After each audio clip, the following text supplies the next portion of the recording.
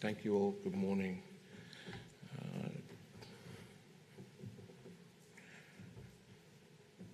Just wanting to, so I just press this green button here to change, and if I need to go back? The red button. The red button, okay. So I'll just double check. That one. Cool. All right. Good morning, everyone. Thank you very much for the opportunity to present some of the preliminary results from CCIP09 today. Just to acknowledge here, Annie Shipton from Dabajajical is also present with me today as a co-presenter. She'll be presenting on one of the slides at the end, one of the particular case studies that we wanted to talk through. Acknowledging traditional owners in the room that have worked across our CCIP projects. Just for your own understanding, I was only able to get permissions from Darrabul and Dabajajical to use their logos on for this presentation today. However, forthcoming, I'll be seeking permissions and guidance on each of you regarding how you wish to be represented in the public report. That's forthcoming 1st of June, and other ways that we can continue to engage in this COTS space. So please understand we had the institutional deadlines to sort of work towards, and so hence that's why we've got those two logos there, but certainly acknowledging there are more traditional owners within the space that were working with us. In making our acknowledgement to country, wanting to also just thank traditional owners across the GBRF. CCIP09 had the task of connecting with 70 traditional owner groups across the reef through the work that I was leading with our fellow team members in that space.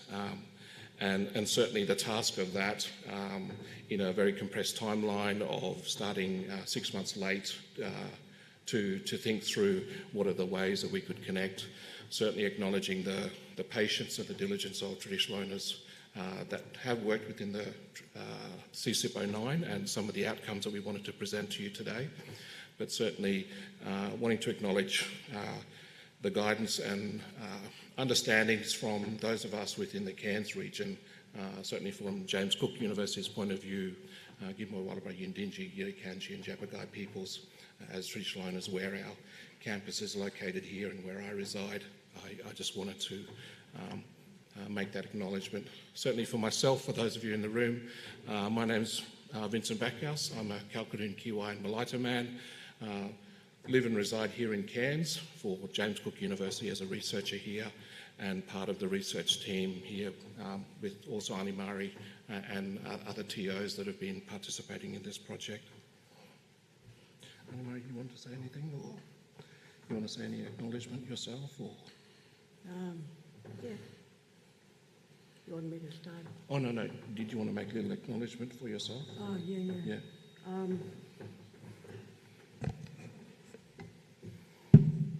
On behalf of my family, my name is Mari Shipton. I'm from Wujal community. What I want to say is, on behalf of my family, I'd like to acknowledge the traditional owners of this land where we meet on. And I'm down here, living down here for a while as our community was evacuated last year in December. And now I'm working with Vincent through our Great Barrier Reef Foundation.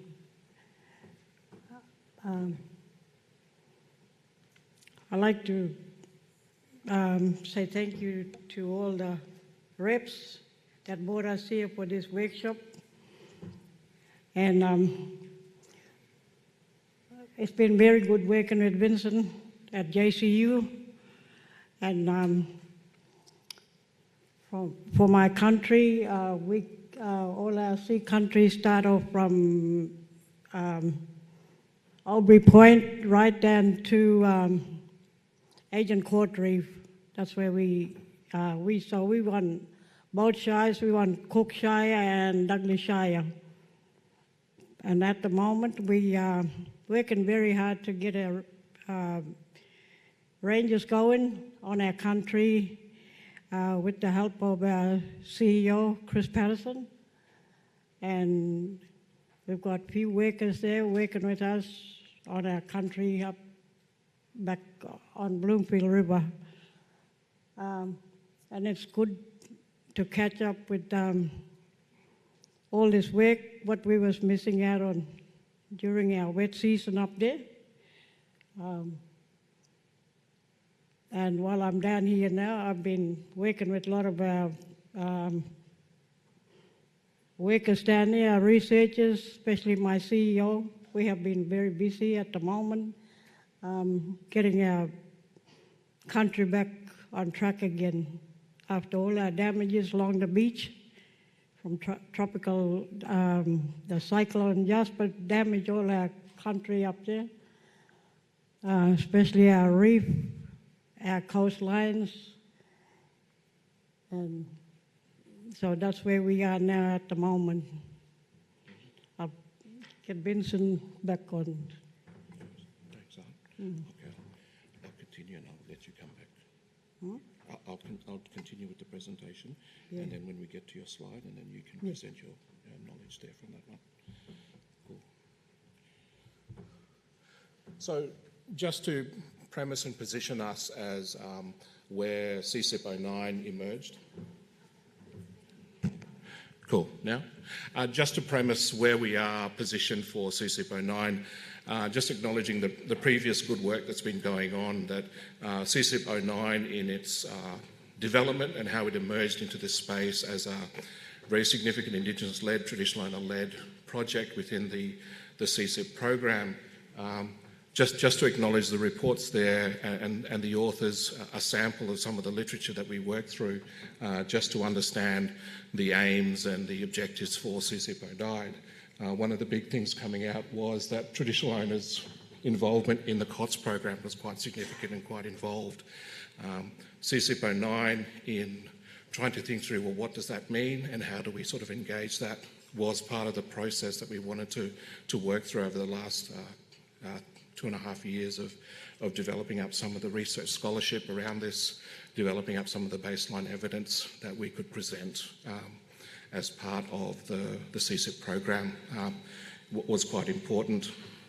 There were 4 aims for our project, and it was primarily around developing guidelines and processes, which I'll focus on today, collect baseline data on perceptions of traditional owners around not only the priority of COTS work that's happening on sea country, but the relevance of that COTS work and how that figured in the understanding of what kind of engagement and interactions that traditional owners could have with Crown-of-Thorns starfish, knowing full well that we have 3 particular industry vessels working across the GBRF catchment doing that COTS work. And so what were the opportunities? What were the perceptions of that work was really part of 09 to sort of think through, share some of the understanding around what COTS control actually does and what were the kind of feedback that they were giving in that space. Certainly 3 was communicate the aspirations of traditional owners in meaningful ways and how 09 could support that process. And certainly facilitate reef traditional owners in their engagement with COTS more broadly, and what does that look like. Certainly for communicating aspirations, for CCIP 09, 2 radio interviews on national talkback radio for a national Indigenous broadcaster, an ABC News report, and certainly the institutional newsletters and comms that we had in there was part of the strategy that we used to try and think through how we could sort of reach a broader audience. Certainly the focus of the project centralised within the Cairns and Gimoi region. How could we connect with others? And so utilising some of those comm strategies was an important first step anyway, because certainly within that first step, trying to work through, well, what does that look like? How do we connect? And where do we go from there?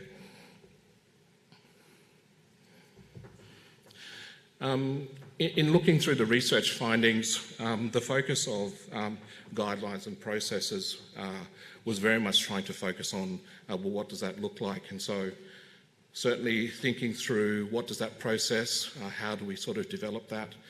This is reflective of how, I guess, the components of the report and what are the areas that we wanted to focus on. Looking at the journey, basically the narrative of 09 and how we arrived at some of the findings right down the bottom there that I'll talk to quite soon. It was certainly trying to isolate into three components here where that sort of looked at, and certainly the research proposal, framing of the research questions and the scope, and what were the additional elements there that we needed to look through. But certainly that central component there, the conceptualising space, we might call it pilot studying, exploring those community values and that understanding with traditional owners, and really trying to come through with a co-designing strategy that could be empirically validated and could lead to peer-reviewed publications for traditional owners to sort of have that as a baseline platform to then seek out additional engagements, additional areas where this kind of research evidence could support their exchanges, not only regionally but internationally as well as publications. In that first space of research proposal and assembling the research partners and framing the research parameters, really looking at the existing gaps. Certainly we appreciate that within the work plan we had some lead researchers in that space, but then me coming on at a later date, thinking through what are the gaps, what are the areas that we could sort of build in, very much around research team training, but also looking at the limitations there. It was certainly over the course of doing and engaging in CCIP 09 research, identifying along the way who was not present in the room at the start and who needed to be in the room as a takeaway message. When, as researchers, as an example, we're looking through the development of our research proposals, some of the conceptualisations and the literature that we're looking at. The other very significant one there is relationship building. That was quite an important part, and that continues on, not only to the conclusion of the CCIP 09, but beyond. And so how is that working through? What are the additional engagement that we can make in that space? In the research team training, we brought on, as part of a succession planning strategy, Indigenous research assistant to sort of support some of the work that we were wanting to do, mindful of, in traditional owner spaces, that gender balance. So Tia Dynevor, I'm not sure if she's in the room, she came on and she was quite valuable to do that women's speak, that women's business that as an Indigenous researcher I wouldn't necessarily be able to participate in, only at the fringes per se. I think the other thing there was framing the research parameters, was trying to look through, well, what are community priorities and needs? And that was a real challenge for 09, was to think through. We had this research proposal with some research questions, but then when you're delivering that with traditional owner groups and talking through whether it was relevant, whether it was relatable, whether it met the priorities and needs of communities on the ground.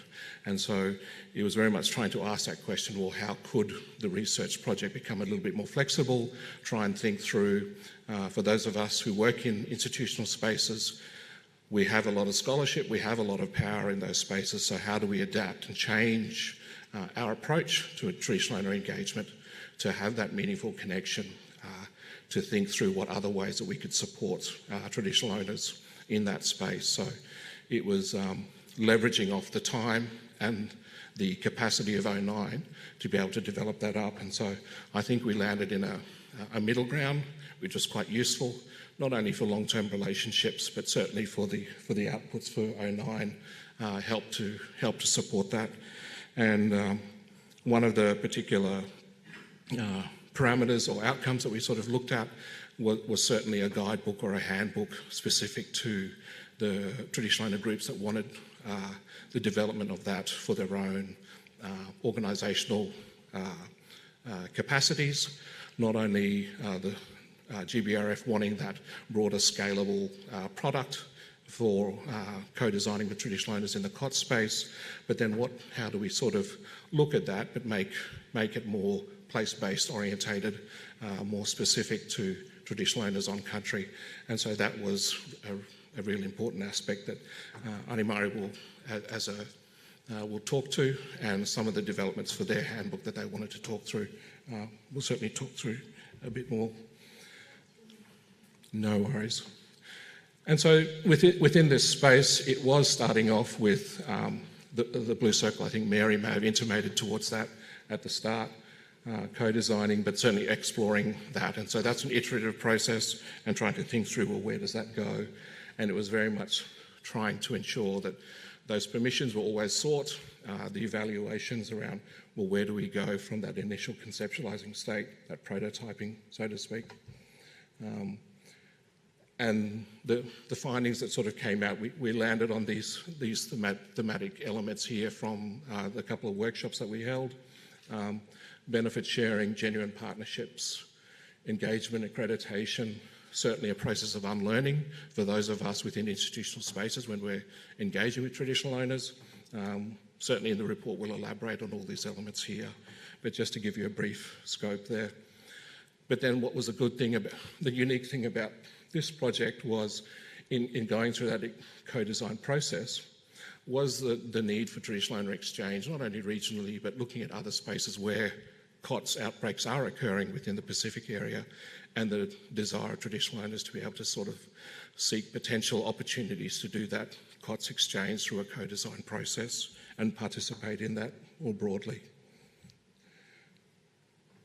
One of the case studies here, Annie-Marie will talk to anyway, and certainly give us an elaboration of what this particular handbook may consider for her country, and we'll end on that one, but thank you.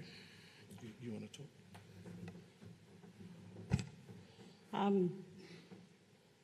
We stand together. In our language in Guguyalanji is Ngana Moro Gujane.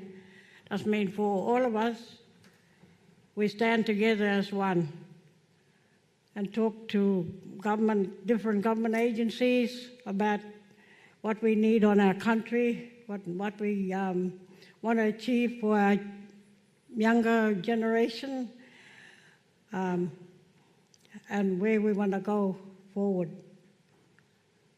And to talk to researchers, our biggest problem is the research is going on in our country. And we like to see that changes happening right through Australia for us, so they can learn from us instead of they going on our country without our permission. We want to teach them our culture, our law, L-O-R-E, not them telling us what to do.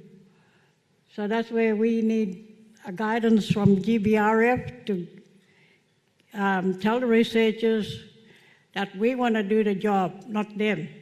We want to get paid for our own country. We don't want researchers going on and damaging our country, because there's a lot of sacred sites on our country, and I can't go to someone else's country. I can't go to Vince's country and learn about his culture. He's got to teach me and smoke me down. And that's what we want to teach our researchers these days now. And that's where we want to get the message out to them, so we can stand together as one. Aboriginal and Torres Strait Island people, Indigenous, non-Indigenous people. So we can all learn and teach a younger generation. Yeah. And that's my message from my family and to all the researchers, not only my family, but from Aboriginal and Torres Strait Island people living in Australia. We want you to come forward to us and talk to us. We're just a phone call away. We've got our CEOs working for us, every corporation. Thank you.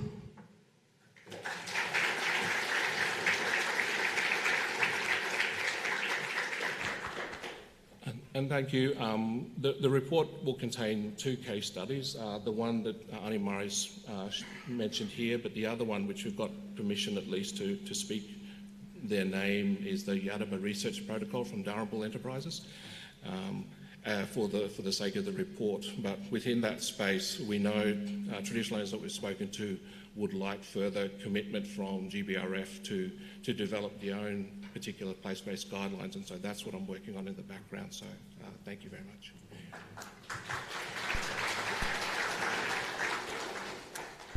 Thank you, Auntie Mari. Thank you, Vincent. I'm afraid we don't have time.